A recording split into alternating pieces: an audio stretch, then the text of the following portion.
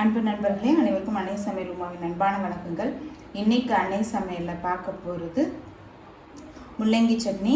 வாங்க எப்படி செய்கிறதுன்னு பார்க்கலாம். கடாயில் தேவையான அளவு எண்ணெய், 2 முள்ளங்கி சின்ன சின்னதாக கட் பண்ணி சேர்த்துக்கலாங்க.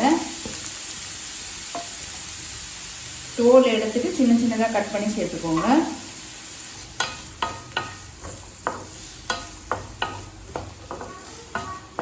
முள்ளங்கி பார்த்திங்கன்னா நல்லா கண்ணாடி மாதிரி ஆகுங்க. அது வரைக்கும் வெயிட் பண்ணலாம்.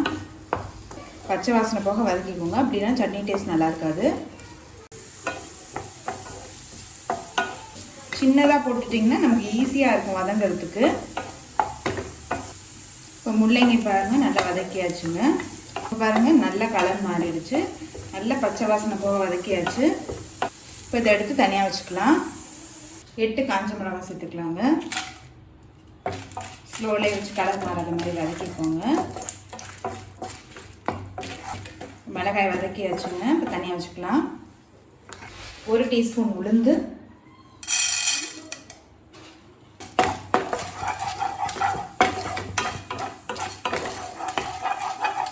4 பல் பூண்டு, 1 வெங்காயத்தை சேர்த்துக்கலாம்.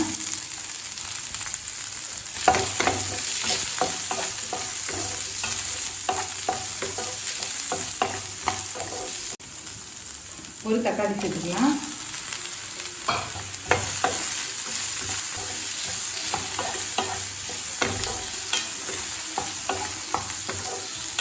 கொஞ்சம் புளி, கொஞ்சம் உப்பு. இது கொஞ்சம் நேரம் ஆறட்டும். ஆறின பிறகு வதக்கின முள்ளங்கி மிளகாயோடு சேர்த்து மிக்சியில் நைஸாக அரைச்சிக்கலாம். தண்ணி சேர்க்க தேவையில்லைங்க. தண்ணி சேர்த்திங்கன்னா டேஸ்ட் மாறிடும். முள்ளங்கிலேருந்து நல்லா தண்ணி விடும். அதனால் தண்ணி சேர்க்காம அரைங்க. தேவையான அளவு எண்ணெய், 1/4 டீஸ்பூன் கடுகு, 1/4 டீஸ்பூன் உளுந்து, கொஞ்சம் வெங்காயம், கொஞ்சம் கருவேப்பிலை. சட்னி தாளிச்சிக்கலாம். முள்ளங்கி சட்னி ரெடி ஆகிடுச்சுங்க. சர்வ் பண்ணிடலாம். சுவையான முள்ளங்கி சட்னி ரெடி ஆகிடுச்சு. ரெசிபியை ட்ரை பண்ணி பாருங்கள். கண்டிப்பாக உங்களுக்கே பிடிக்கும். ரெசிபி பிடிச்சிருந்ததுன்னா வீடியோவை லைக் பண்ணுங்கள், கமெண்ட் பண்ணுங்கள், ஷேர் பண்ணுங்கள். இதுவரைக்கும் அன்னை சமையல் சேனலை சப்ஸ்கிரைப் பண்ணாதவங்க மறக்காமல் சப்ஸ்கிரைப் பண்ணுங்கள். தேங்க்யூ.